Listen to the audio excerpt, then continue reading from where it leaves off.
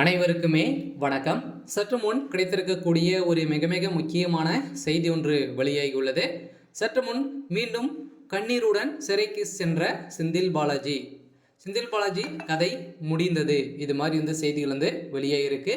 ஏற்கனவே செந்தில் பாலாஜியுடைய வழக்கில் பார்த்தீங்கன்னா ஒரு மிகப்பெரிய பிரச்சனைகள் தான் போயிட்டு இருக்கு இல்லையா. அவருடைய வழக்கு வசமாக சிக்கிய சம்பவத்தினால மீண்டும் அவர் பார்த்தீங்கன்னா சிறைக்கு செல்லும் சம்பவம் தான் பெரும் அதிர்ச்சியை சொல்லிச்சிருக்கு. இருந்தாலும் இவருடைய வழக்கில் பார்த்தீங்கன்னா ஏற்கனவே சட்டத்துக்கு விரோதமான பணப்பரிமாற்ற வழக்கில் பார்த்தீங்கன்னா புழல் சிறையில் ஏற்கனவே ஒரு 471 நாட்களாகவே இருந்தார் இல்லையா. ஸோ 1.5 வருட காலமாகவே இருந்தார். ஸோ அது பார்த்தீங்கன்னா அவருக்கு இருந்தும் நிபந்தனை அடிப்படையில் ஜாமீன் கிடைத்தது. அவர் ஜாமீன் கிடைத்த அடுத்த நாளே அமைச்சராக பொறுப்பேற்றது தான் பார்த்தீங்கன்னா இப்போ உச்சநீதிமன்றம் சரமரியாக கேள்வி எழுப்பக்கூடிய நிலையில் செந்தில் பாலாஜி தரப்பு எந்த ஒரு பதிலும் கூறாத நிலையில் தான் இப்போ அவர் பார்த்தீங்கன்னா மீண்டும் சிறைக்கு சென்ற சம்பவம் பெரும் அதிர்ச்சியை ஏற்படுத்தியிருக்கு. இதை பற்றி இந்த வீடியோவில் முழுமையாக பார்க்கலாம். ஸோ அதுக்கு முன்னாடி நம்ம சேனலுக்கு இப்போ தான் நீங்கள் முதல் முறையாக வந்திருக்கீங்க அப்படின்னா மறக்காமல் நம்மளுடைய சேனலை சப்ஸ்கிரைப் பண்ணிக்கோங்க.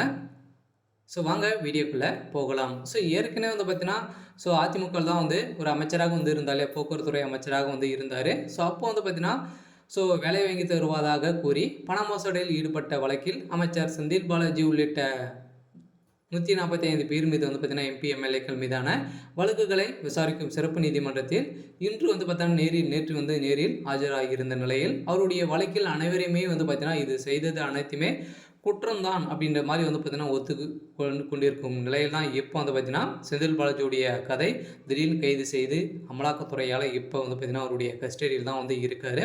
ஏற்கனவே 2011 2015 ஆண்டு காலத்தில் தான் போக்குவரத்துறை அமைச்சராக பதவி வகித்த தற்போது அமைச்சர் செந்தில் பாலாஜி அரசு போக்குவரத்து கழகத்தில் ஓட்டுநர் நடத்துனர் வேலை வாங்கி தருவதாக கூறி பல்வேறு இடமும் பணம் பெற்று மோசடியில் ஈடுபட்டதாக சென்னை மத்திய குற்றப்பிரிவு போலீசார் வழக்கு பதிவு செஞ்சுருந்தாங்களே. ஏற்கனவே ஸ்டாலின் அவர்கள் தான் பார்த்தீங்கன்னா இவர் மீது வழக்கு பதிவு செஞ்சுருந்தாங்க. இப்போ பார்த்தீங்கன்னா ஸ்டாலின் அவர்கள் பேசிய சம்பவத்தினால்தான் மக்களிடையே ஒரு பேசும் பொருளாய் மாறி இருக்கு இல்லையா. செந்தில் பாலாஜி அவர்கள் ஒரு தியாகி அப்படின்ற மாதிரி தான் இப்போ பேசப்பட்ட ஒரு நிலையில் இந்த வழக்கு சென்னை மாவட்ட ஆட்சியர் அலுவலக வளாகத்தில் உள்ள எம்பி எம்எல்ஏக்கள் மீதான விசாரணைகள் சிறப்பு நீதிமன்றத்தில் நீதிபதி செஞ்சய் முன்பாக இன்று விசாரணைக்கு வந்திருந்த நிலையில் அப்போது அமைச்சர் செந்தில் பாலாஜி உள்ளிட்ட வழக்கில் குற்றம் சாட்டப்பட்ட 145 பேர் சாட்சிகள் பார்த்தீங்கன்னா அனைவருமே நேரில் ஆஜரப்படுத்தி அவர் கேட்ட கேள்விகளுக்கு அனைத்துமே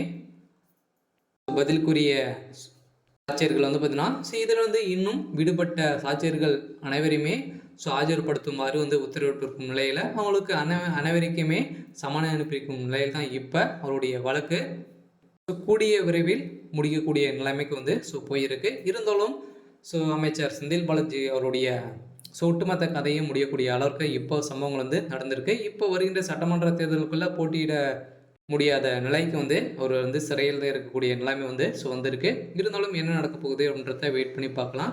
இன்றைக்கான அப்டேட் பார்த்தீங்கன்னா இதுதான். மறக்காமல் நம்மளுடைய சேனலை சப்ஸ்கிரைப் பண்ணிக்கோங்க. தேங்க்யூ.